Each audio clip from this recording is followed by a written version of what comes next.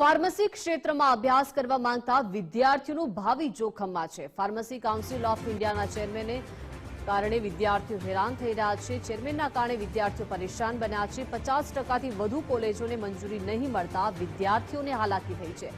મોન્ટુ પટેલ મંજૂરી માટે ઉઘરાણા કરતા હોવાનો આરોપ છે। ગુજરાત સહિત દેશભરમાં અનેક ફાર્મસી કોલેજની મંજૂરી બાકી છે।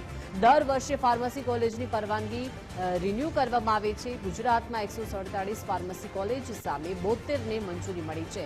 71 જૂની કોલેજ અને નવી 4 જેટલી ફાર્મસી કોલેજને મંજૂરી બાકી છે। 7 ડિપ્લોમા ફાર્મસી પૈકી 3 કોલેજોની મંજૂરી હજુ બાકી છે। ફાર્મસી કાઉન્સિલનું જે રજિસ્ટ્રેશન મેન્ડેટરી હોય છે અને ફાર્મસી કાઉન્સિલ છે એ દર વર્ષે સંસ્થાઓને કન્ટિન્યુએશન ઓફ એફિલિએશન અને એપ્રુવલ્સ આપતી હોય છે।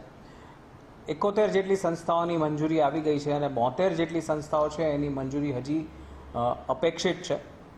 દેટ ઇન્ક્લુડ્સ લાઈક 4 જેટલી નવી સંસ્થાઓ એની અંદર એમાં સમાવેશ થઈ જાય છે। એટલે કે આશરે 50% જેટલી સંસ્થાઓ છે એની મંજૂરી હજી ફાર્મસી કાઉન્સિલમાંથી મળી નથી। એટલે અત્યારે આપણે મોક રાઉન્ડની પ્રોસિજરો શરૂ કરી છે, પણ જ્યાં સુધી ફાર્મસી કાઉન્સિલમાંથી આપણને 143 સંસ્થાની મંજૂરી અંગેની ક્લેરિટી ન આવે ત્યાં સુધી વિદ્યાર્થીઓને મોક રાઉન્ડનો ચોક્કસ ખ્યાલ જ્યાં સુધી પૂરેપૂરી સીટ ઉપલબ્ધ ન થાય ત્યાં સુધી ન આવી શકે, માટે આપણે એ મોક રાઉન્ડને પૂરો